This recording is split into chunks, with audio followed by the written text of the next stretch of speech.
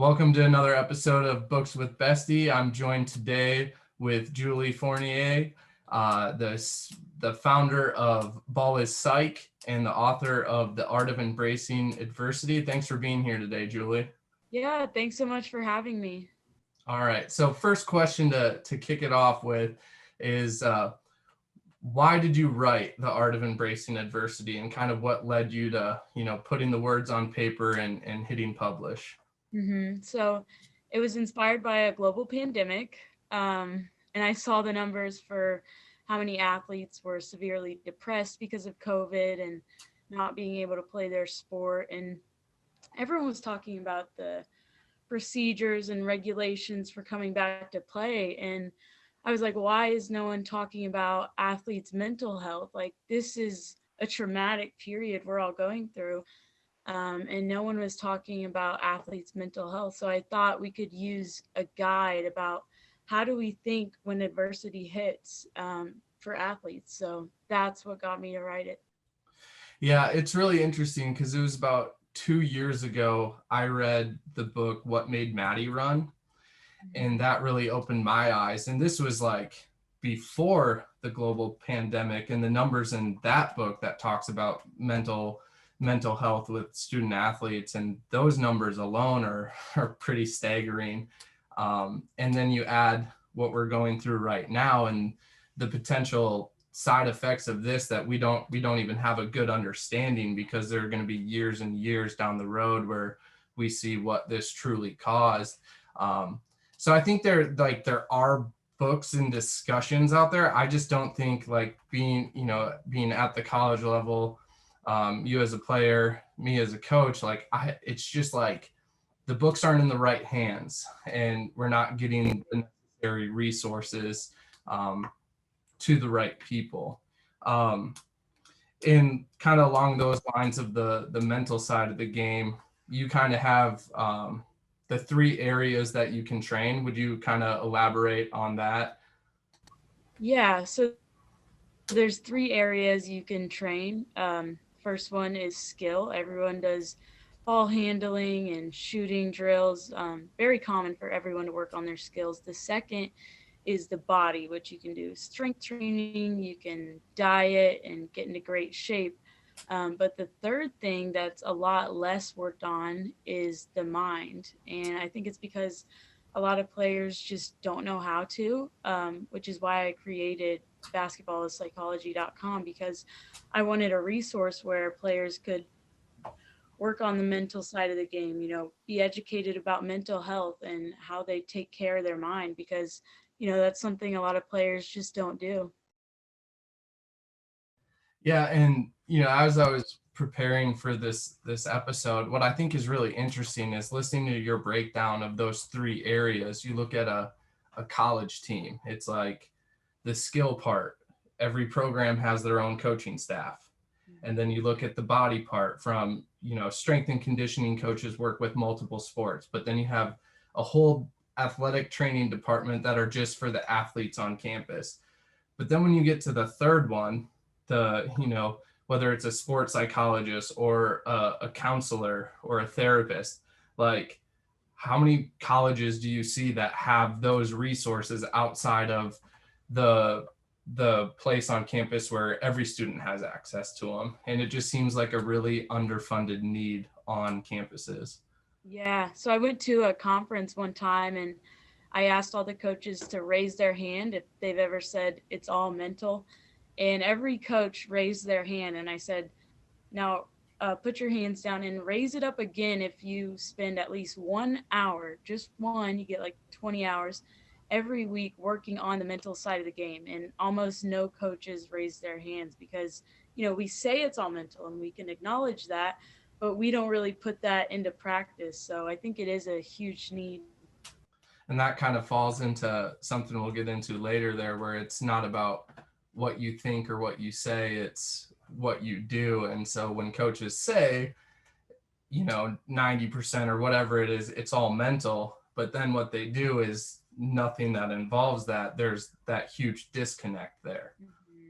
Yeah, for sure. Awesome. So, like, kind of at the beginning of the book, you talk about logotherapy and Viktor Frankl in his book, Man's Search for Meaning. Could you kind of explain that a little bit and kind of what what made you start off the book with, the meaning and the purpose? Yeah, so I asked a lot of athletes, some of my teammates, how they were handling this time during COVID and what they were going through. And the most common thing people said was they had just lost their motivation. So I remember reading Viktor Frankl's book, where he talks about where our motivation comes from. So Dr. Freud believed our biggest motivation and our chief desire in life was pleasure. Adler believed it was power, but Viktor Frankl came along and he said, no, no, no, it's not pleasure or power. Our chief desire is meaning. But when we can't find that meaning, we try to distract ourselves with pleasure and power. So from there, I realized, okay, meaning is our chief desire. Meaning is what's going to get us out of bed in the morning. It's what's going to make us go to the gym at 5 a.m. when we feel like we're doing meaningful work. So I wanted to start off the book with something meaningful and motivational. And Viktor Frankl has gone through a ton of adversity. I mean, he lost all of his family in concentration camps. So I thought that much adversity was a fitting way to start the book. Yeah, and it's interesting too because we also say all the time, like at some point the ball's going to stop bouncing. Now, like with the pandemic, it kind of hit everybody at the same time. In certain states still don't have high school sports going on. So like, would you say that like it's important to also find meaning outside of just I'm a basketball player or I'm a basketball coach, and like, because when something like this happens and it gets taken away, like you can also, if that's your whole identity and all that like then you're there left with no meaning. Yeah, that's a great point. So I think for me, something similar happened in high school. When I was 15, I just felt the worst stomach pain I'd ever felt in my life.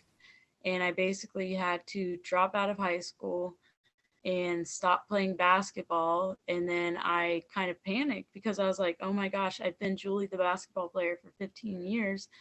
And now I just don't know who I am. Um, but it ended up being Crohn's disease, which is a chronic, incurable disease. And during that, I was like, oh my gosh, this sucks. Why me? This isn't fair.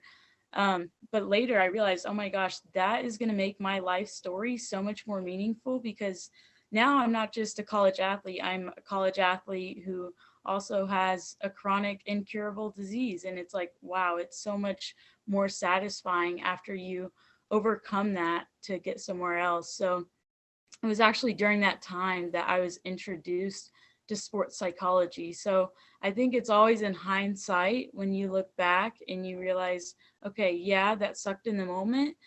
But later on, I was introduced to sports psychology, and that gave my life so much more meaning outside of basketball. So now I know when my career does end, like I'll have something meaningful to still work on because I think for a lot of people, they rely on their team and, playing the game, becoming the best player they can be as their main source of, that meaning in life. But I think if you can find something that isn't just, putting the ball in the basket that makes your life meaningful, that'll really help you, when the ball does stop bouncing. Yeah, that's great. And you kind of work through the three different things that he listed out for meaning, and one was at the beginning of the day, like act as if you've already lived it, and then don't make those same mistakes again. The second one was have a project that needs you, and then the third was life offers you purpose and meaning. It does not owe you a sense of fulfillment or happiness. And then you kind of talk about the entitlement and that mindset, and then the responsibility and an empowering mindset. Could you kind of go in depth on that a little bit? Yeah, so this was a huge mind shift in my life. So for a while, I think most basketball players do this. It's always, I deserve more playing time. I deserve a scholarship. I deserve to be appreciated. And that's actually a very disempowering thought process to have, because it places the ball in someone else's court. Someone else has to do something for me so I can be happy and satisfied. But I think if you replace that I deserve mentality to I am responsible to do what it takes to earn more playing time, earn a scholarship, that's a much more empowering mindset. And that's kind of what living a meaningful life is all about. It's like you're empowered. You can go out and you can create a meaningful life for yourself. Yeah, I really like that. And it made me think of, it's hard to be entitled when you're grateful. And that, I think that kind of also ties into when you talk about joy later on in the book, where I got into the habit of, and I stole this from Joshua Medcalf and Chop Wood Carry Water, where keeping a gratitude journal. So it's like every day I would sit down and spend 10 minutes and you just list, what are you grateful for? And it could be as simple as like, I have my own room, I have clean water, like, and then like as you keep repping that every day, you're all of a sudden like more aware of like how much you actually have to be grateful for. And when you do that, it's really tough to be like, well, I deserve this or I deserve that. You really start to like stay present with yourself and what life has blessed you with already. Yeah, we don't feel grateful for what we feel entitled to. So I think gratitude and entitlement can't coexist. Then that's why you have to do what you're saying. Look for things that you're grateful for. And then you'll notice, like, oh my goodness, I haven't been like, I deserve this and that. And, things need to be given to me. It's like, I'm just grateful for what I have. Yeah. And I love how you laid out the book kind of through the lens of like the story, because it's really easy to get caught up in certain life's moments and stuff like that. But and I've even used that too, where I think about the coaching journey, like each step that you have to climb to where you eventually want to be, and I use that as a way of like, how can I make my like what can I do that will make this story good? And then you hear all the the stuff that people worked through, the sacrifices they made and stuff like that. So can you kind of go in depth on like how you picked like the hero's journey to kind of lay the foundation for this book? Yes. So my little brother is actually a film major. So he's big into movies and he reads lots of books on story structure. And he always comes back and tells me what he learns, which is really cool. And I think so much of it is so synonymous with life. And the things that make a good story and a meaningful story are the same things that make a meaningful life. And I think with 2020, a lot of us got to the end of that and we are like, okay, well, what was the point of that? Like, that seemed kind of meaningless. And I don't want us to get to the end of our lives thinking, okay, what was that all about? What was the point of that? So I think if we can look through our lives like it's a story, when adversity comes, we're not going to be like, oh, why me? This isn't fair. We're going to be like, okay, this is going to add to my story. This is going to make it more meaningful. So when I get to the end, it's not going to be, what was that about? It's going to be a story of, hey, she overcame this and that, and it'll make our lives so much more meaningful. Yeah, and it's really interesting how like from your book and like other studies that like humans are wired for stories. Like when we don't know something, we fill in the gaps, or like we connect the dots and we make these stories. But it's also interesting, and you pointed out in your book, like we forget the majority of our lives. And so I think there's like two things off of that that I think are really important. Then it's like, ask yourself, like, are you living, like doing things that are meaningful, that contribute to the good stories, the things that you will remember because they are good stories. And then the second is, is when you get worked up over whether it's adversity or little like, oh, I had an argument with my parents or my brother or my teammate. Like you can ask yourself like, am I going to remember this in 5 years? And if you're not, and it's not that big of a deal, well, like, don't let that consume you when it comes to the rest of your story. Hmm.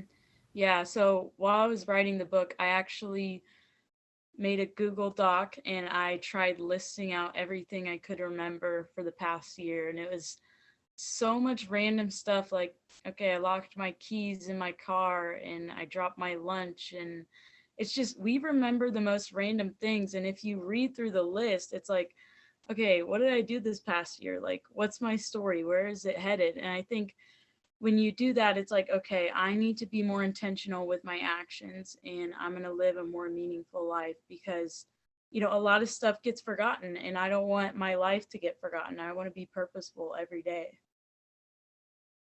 Yeah, and it also makes me think too that like getting into the habit of um, like journaling and reflecting on your day kind of serves like a couple purposes where like, well, one, if at the end of the day I'm gonna write out all the good stuff that happened and I only write like one or two things, well then I can sit there and ask myself, well, was I really intentional with what I was doing today? If I can't write down that many things, but then also it serves as like kind of a way where, maybe 10 years from now, like when you forget 99% of the stuff that happens to you, you can go back and be like, oh, on this day, yeah, I remember that this happened.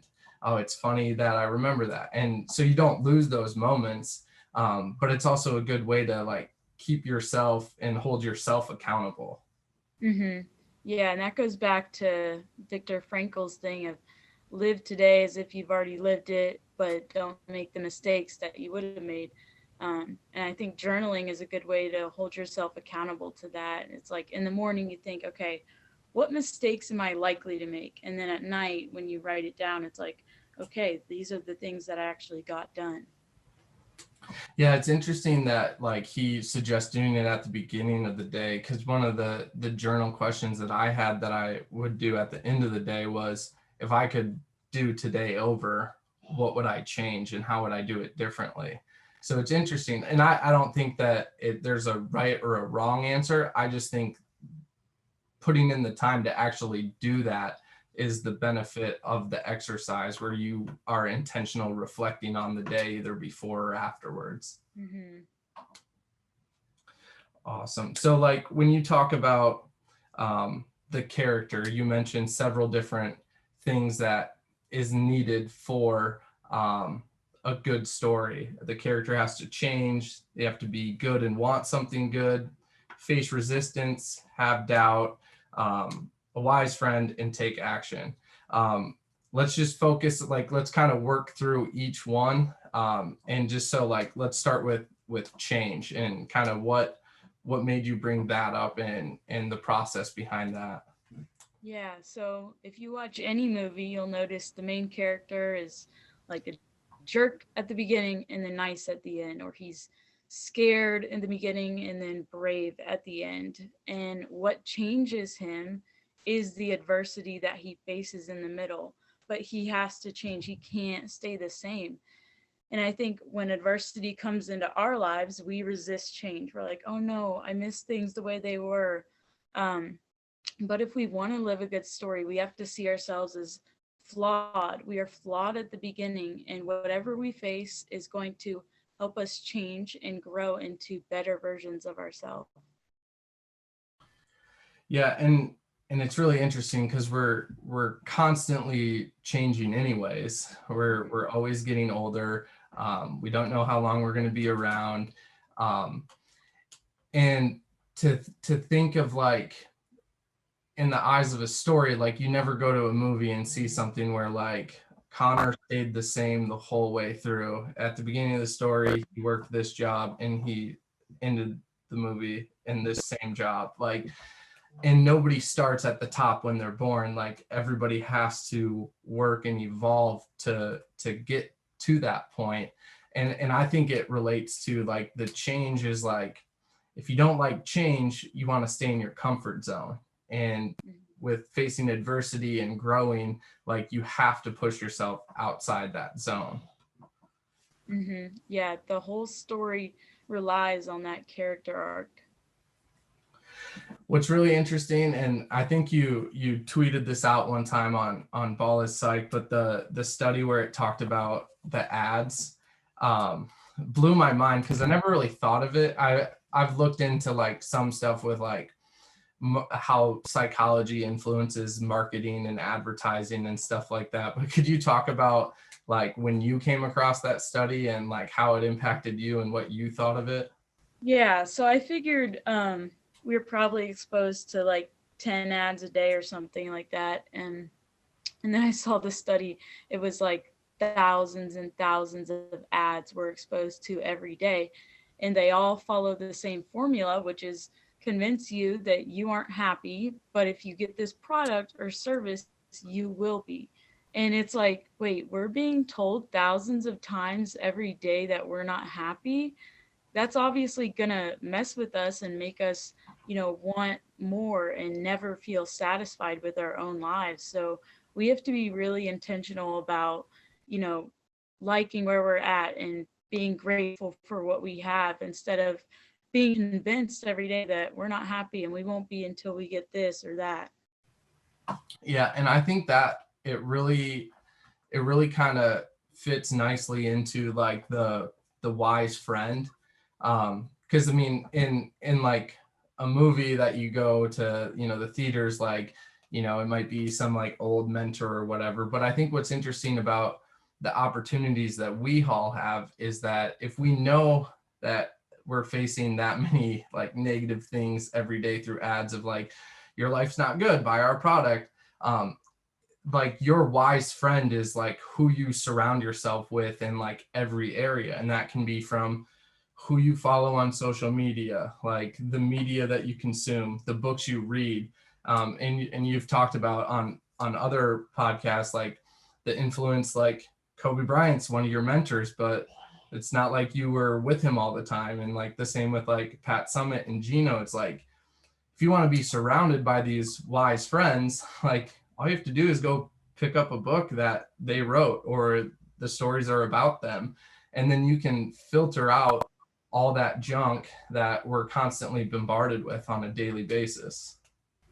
Yeah. And I think that's so important because, whatever you're feeding is how you're going to think. So, you and I read the same books and resources that are available to everyone else, but a lot of people just aren't willing to read them. And I think social media is huge because a lot of us just follow our friends and whatever they retweet, that's going to get in our heads. And they're not necessarily retweeting the best stuff, which is why we do need to surround ourselves with those wise friends who are going to, constantly post uplifting and encouraging and wise things. Yeah, and I think that's like a nice transition into to chapter 3, which I think is a huge one. The power of words. Kind of like dive into that a little bit of what made you put this in here, and from your experience with it and your research and background in psychology. Yeah, so I think words are so important. Um, Especially my favorite story in that chapter is about Tony Bennett and how they were the first number one seed in the men's basketball tournament to lose to a 16 seed. And he didn't say, this is the worst thing ever and this is embarrassing, so we're going to hide from it and not talk about it. He described it as a painful gift, and he kept telling his team that quote, if you learn to use it right, it could buy you a ticket to a place you wouldn't have gone any other way. And because of that painful gift, they were able to win it the next year. And after they won the national championship, he talked about what had happened the year before, and he talked about how it matured them and made them, battle ready, because it was a painful gift and they learned so much from it. So I think just because he used the word gift, he took something that could have been, awful for someone else, and he turned it into a learning experience. And I think that is the power of words. Yeah, I was watching and I think I saw it on Twitter the other day, and then I found the clip and watched it. But because I always think about words when you're coaching and the impact that the certain language that you use is really important with your athletes. And the clip was of Steve Kerr walking out at halftime with Steph Curry, and he said, rather than like you need to do better, like whatever, he said, you know what I love about you, Steph? You're 2 for 11 right now, and you still won't hesitate to pull up from 60 feet. He goes, nobody in the league can do that. And I just think that that's such like a powerful coaching moment where like your player isn't performing to their typical standard. And then rather than, you need to do this, this, and this, it's like he just reinforced that confidence in Steph that Steph already has in himself to like, basically be like, hey, it's okay. Like we got a second half to play. Yeah, that's a great example. Something I talk about a lot in the book is people will rise or fall to the level of whoever you tell them they are. So Steve Kerr could have been like, you suck right now. And I bet you Steph would have gone out in that second half and he would have sucked. But the fact that he, reworded that into what I love about you is the confidence that you still shoot with. Steph went out in that second half and he shot with confidence. So words can make or break someone. We have to, instill that confidence when we speak so we can bring out the best in people. Yeah. And it makes me think of like, you see the good mic'd up moments where a coach at practice or in a game, like it's great for social media and like the branding of their program and stuff like that. But I almost think that coaches should do that every single day at practice. They should be mic'd up and record everything they say, because when we talk about personal development as like for our players, I always think, well, what are coaches doing for themselves to get better as a coach? And that's almost their film, where if they can, yeah, you can splice it up and use it for social media and all that, but it's also really good for you as a coach to like hear how you're coaching in the language that you use, so you can reflect and be like, oh yeah, they didn't really respond to that, but now that I listened to what I actually said to them, I was really negative. Like I wouldn't have responded to that either. Oh yeah, that is brilliant. Like I wish I had that as a player too, because you get in the heat of the moment and you say things and then the game ends and you're like, oh my goodness, I can't believe I said this in this way.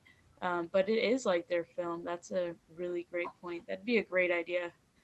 Well, and it works out well because it's like it serves two things at once. Like you get the social media content that everybody wants, but then you also can use it for, personal development from a coaching staff perspective. Um, and I just think that one of the other things I really liked in here was you mentioned identity-based encouragement. Could you talk about that a little more? Yeah, so there's a big difference between saying, you did a good job and you are a great leader, because it's kind of a trick I learned in psychology that when we believe these things about ourselves, we go out and we live that way. So if I say, Connor, you're a genius, then I have no doubt that you're going to go off and do things that geniuses do rather than, hey, that was a good idea you had. When we start to believe something about ourselves, we just take that with us and we live the rest of our lives, believing that about ourselves instead of just, one moment I did a good job. It's like, this is who I am, so I'm going to live this way. Yeah, and I love like the flip side of that is that, well, like you should be using identity-based encouragement, but then you should be very careful you're not like identity-based like discouragement or critiques. Like if I just say to a player, you're lazy, you're a lazy player on defense, that like that doesn't, well, it doesn't help them fix it and let them know how to change, but like it can be so like detrimental. Like like in so many different aspects for that player. Yeah, and the brain actually perceives a 4-to-1 compliment to criticism ratio as neutral. So we need so much more encouragement than we do criticism, because our brains are just so prone to negativity. So, if one coach says that, like, hey, you're a really lazy player, then you need at least five compliments to be positive. And that's why I think it's so important to be really careful with that criticism we use, and just overflow people with the compliments and the identity based encouragement. Awesome. I love chapter 4 and like kind of what gave the inspiration for this chapter, where you talk about how, success changes nothing. And a lot of people are always just like, well, if I get this or if I get that, or as soon as I'm a head coach or this player, like my life's going to be okay, which I think, is very not true. Yeah, so I included that chapter because we just get so focused on our circumstances. And I don't think we realize that even if our circumstances are wonderful, it can't change what's internal. So with COVID and things not being ideal, all of our circumstances were pretty bad, but we can still wake up and we can choose joy and we can choose to smile no matter what our circumstances look like. Yeah, and what I thought was really interesting is, the quotes you had from Billy Donovan and then even Isaiah Thomas, where he said, championships are won on the bus, and then you talk about how success is fleeting.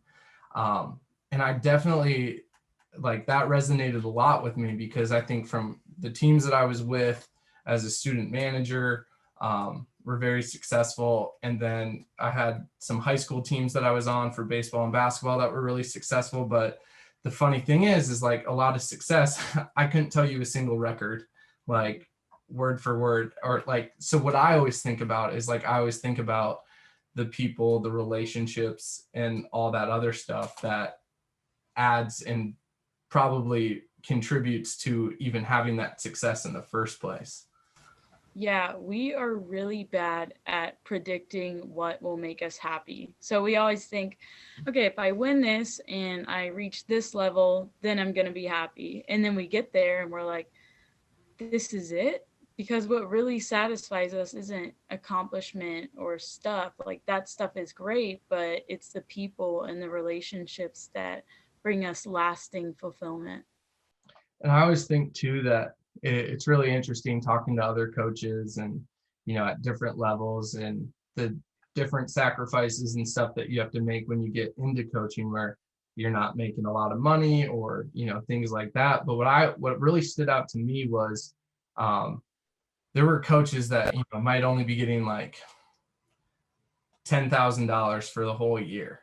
And they're just adamant, like, I'm not looking to leave that staff because I want to work for that coach because they are so great, like, and they enjoy that relationship. But then you see the flip side of it, where someone takes a pay cut for a different job. And then it makes me kind of speculate, like, ooh, like, wonder if that wasn't the best experience, or, talking to people where they're like, I'd rather work at this level than do that job. So I think it's really interesting, because it's again, like you said, we're really bad at what we think makes us happy. Like you could pay someone, $10 million a year, but if they're surrounded by people that are not great, like it's going to be miserable, even though you have all this money. Mm-hmm. So true. So can you, one of the things that stood out was the quote from Pat Riley that you have in there, where it says, "Great efforts spring naturally from a great attitude," and then you talk about cheerfulness in the face of adversity. Yeah. So one of my favorite studies that was done, they had athletes cycle to complete exhaustion. And while they were cycling, one group was showed pictures of people smiling, and the other group was shown pictures of people frowning. And these pictures were flashed so fast that it didn't even register that that's what they were being exposed to. But the people who were exposed to smiles could actually cycle for longer. So, actually, just cheerfulness and joy in adversity makes you able to endure more. So, I think whenever you show up with a good attitude, then your effort is going to be there and it's going to be better than it would be if you had a bad attitude. Yeah, I love that. Um, Moving to chapter 5, committed to the future. Can you kind of talk about that a little bit and what led you to write this chapter? Yeah, so during COVID, I heard a lot of, I miss this and that, or the way things used to be, and I wish we could go back, but life moves in one direction forward, and there is no going back. So, are we going to spend our whole lives wishing we were, in the past when things were normal?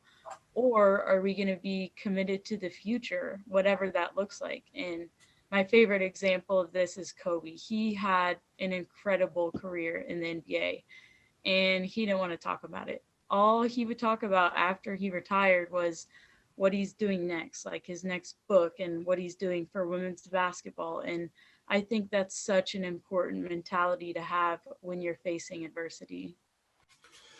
Yeah, and what I liked about Kobe there was like, I can't remember specifically what interview or clip that it came from, but he talked about like, so I was this successful in basketball, so I want to look at that and see, outside of the basketball stuff, what were the traits or the habits or the things that I've done that allowed me to be successful, and I want to take those and just apply it to writing or things like that. And I thought it was crazy because he talks about this was like a third person talking about Kobe, where like he would get on the phone with, I can't remember, it was it might have been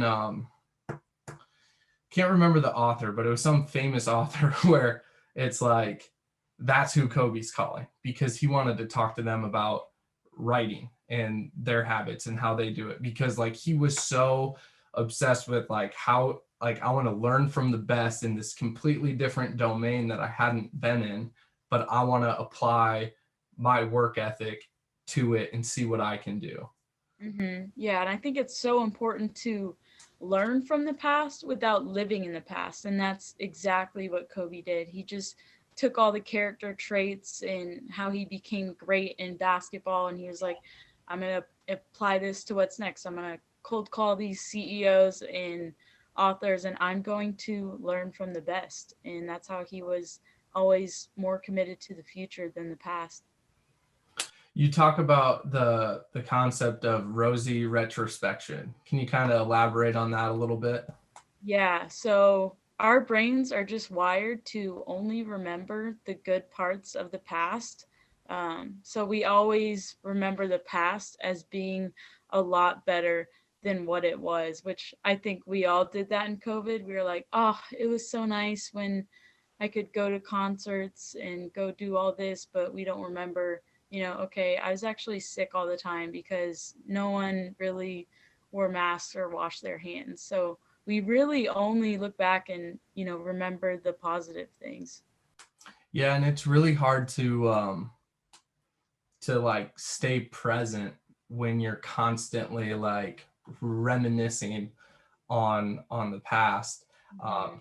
I think like a funny connection outside of basketball when I read that was uh, I watched, from watching The Office, I think of Andy Bernard. He finally gets his dream job and he always is talking about Cornell, and then he works there, and at the end of the season he's like talking about how, I always used to thought that the good old days were, when I was at Cornell, and now that I'm here, the good old days were being at Dunder Mifflin. And I know it's a TV show and it's ridiculous, but like that's like so true for so many people that like we constantly move through life where we're thinking like, oh man, like I miss the good old days. It's like, well, these are actually your good present days. And Mhm. if you spend too much time reminiscing on the past, like you're missing out on like the potential to become who you're supposed to be. Yeah, and I think we're gonna look back on COVID and be like, oh, I miss doing work from home and laying on the couch doing Zoom calls. So we're always looking back like, oh, I miss this instead of, I'm gonna make this season of my life the best season of my life, and I'm going to live in the present, and I'm gonna have the mindset like these are the good old days right now. Yeah, in this chapter, you also talked about the know-it-all versus the learn-it-all. Can you kind of go deeper on that? Yeah. So, someone who's committed to the future is committed to learning. Like we talked about Kobe, he was just, always ready to learn, even in a field he had no business being in. And then there's know it alls who, they kind of have a fixed mindset and they think, I'm done learning, I'm an expert. And when you're committed to the future, you never think you're done learning and you never think you're an expert. And that's why you keep getting better. Yeah, and I think that like humility plays a big role in that of like how you regulate your ego saying like, oh, well, I know more than Julie does, so I don't need to ask her for it. But it's like when you're have humility, I can be like, you know what, I bet there's something that I'm doing right now that Julie knows more about that she can help me on. So if I have like that learner's mindset, like then you get like your world open to so much more information and knowledge and connections just from that. Yeah. And something I love about Michael Jordan is he said his best skill was that he was coachable. And I'm like, this is arguably the best player in NBA history. And he was describing himself as being aggressive to learn. And I'm like, he could have easily been like, hey, I'm the best. I don't need to learn from my coach. I don't need to hear anything my teammates have to say. But he actually had the opposite approach. He was like, I'm the best, but I want to get better. I want to learn. I want to never stop growing. And that's such a great mentality to have when you want to be the best.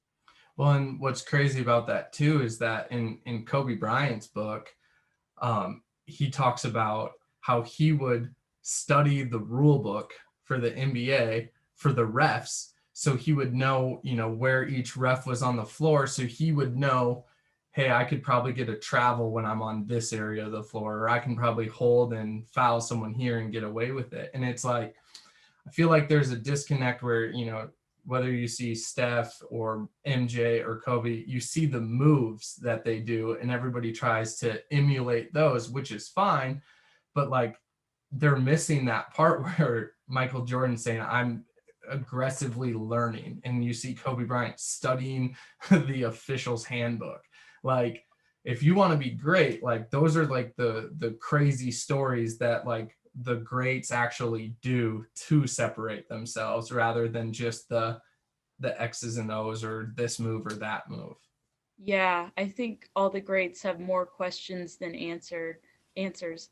Like Kobe in his book, he was always talking about how he was just constantly asking people questions. He was asking, MJ or, all the great players who came before him and his coach, just constantly questioning them on a never-ending quest to get better and learn. Awesome. So moving into chapter 6, which I think is, still very much related to chapter 5 in terms of the future and, working through adversity to get better, but the dip. Can you kind of go in depth there? Yeah, so whenever you take on learning any new skill or like let's say playing the guitar, it's going to come a little easy at first. You're going to make a lot of progress and then there's something called the dip where you're not going to see a lot of progress and it's going to feel a lot harder. But if you keep going and you don't quit during that dip, then you're going to get it. But you have to stick it out in that dip. And I talk in the book about dips in basketball, like whenever there's a tryout. My junior college coach used to have players run 8 laps around the whole gym, and it was a sprint for about 3 minutes. And she would always start the tryout with that, and a lot of people wouldn't even make it past that. And that's kind of the dip. It's to weed out those who really want to be there versus those who are just interested in being there. It makes me think of for some reason going into my freshman year of college, I was like, I'm gonna be pre-med, I'm gonna be a doctor, I'm gonna make all this money. And I take, the general chemistry class that has the reputation of being the weed out class. And I think that's like a good analogy of the dip, because it's like after taking that class, I was like, this is just the beginning. Like I don't like this. Like I don't like the labs and this material. It's not what I want to pursue. And so I love that, like, we know what the dip is. We know that once you are a starter, you're going to see the progress, and then you're going to reach that point where then you're going to be able to say, like, is this really what I want to do?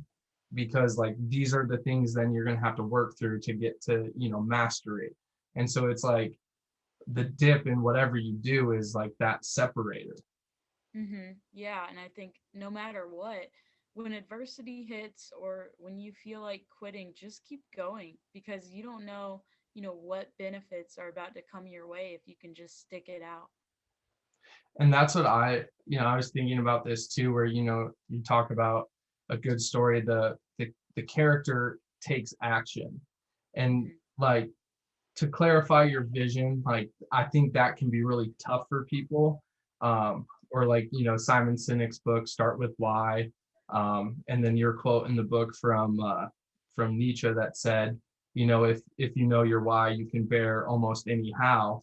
hmm I think that people like, and I was guilty of this too, where you get so consumed on like, okay, what's my why? What's my vision? What do I want to do? Like, and you get into this, like, I gotta have the perfect plan. But what I like about this is that it's like, well, take action. Because if hmm you take action and you get to those certain points where, like, say you were gonna learn a new skill, hey, I want to learn piano, and then you hit the dip and you're like, well, I found out that I really don't like it that much. Or, so like by taking action, you can kind of clarify your vision by finding out what you do that you love, that you really find meaning and joy from, where you stick it out through that dip. Yeah, and that is so true. Every year I do a different thing. So some years it was like running a marathon or, reading a book a week or writing a book or blogging. And if it wasn't for that, I would never have found my passion in, putting out this content for Ball is Psych. But it all started because I was like, okay, I'm going to take action. I'm going to do this. And that was so not like me several years ago. I'm the type of person where I could get an idea and then study it and like ponder it and daydream about it all day and just never take action. But, it's through action that we realize what we're passionate about and what we're capable of.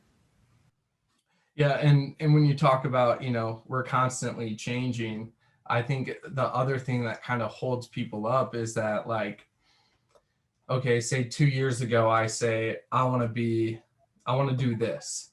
Well, then 2 years have passed and, hey, I don't really want to do that anymore. But I just told everybody this was my why and this was my vision.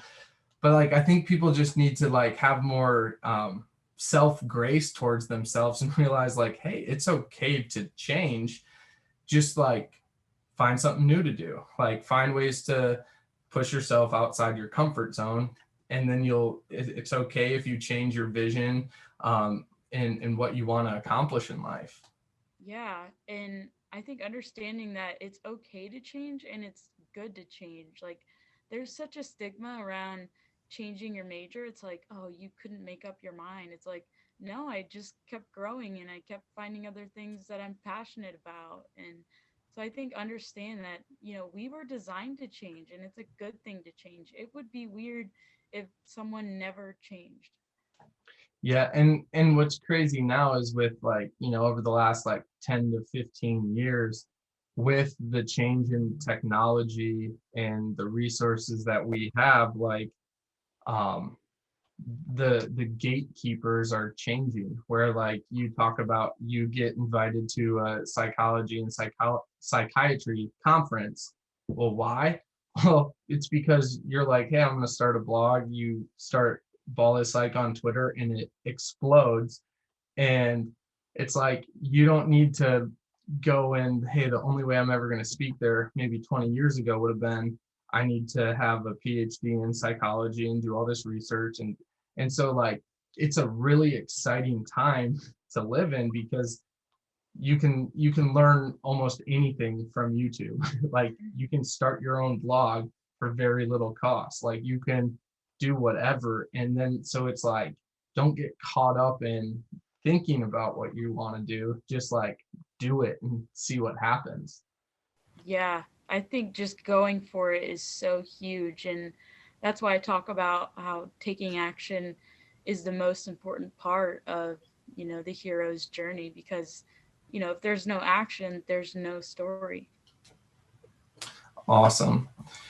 So kind of to wrap this up, like what do you hope the impact of this book is on people, whether it's coaches, teams, businesses, organizations, anybody that picks it up? Like what do you want the impact to be?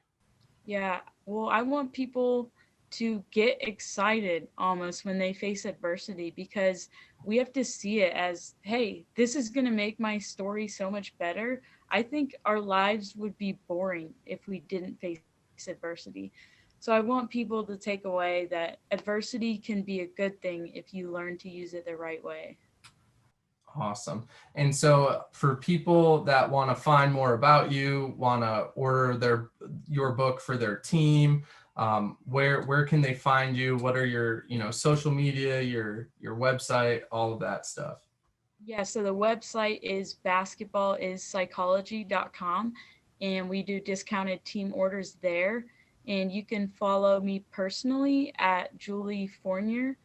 And then Ball is Psych's username is at Ball is Psych. And you can buy the book on Amazon, Barnes and Noble, Books a Million, all online wherever books are sold. Awesome. Well, thanks for joining us today. Yeah, thanks so much for having me.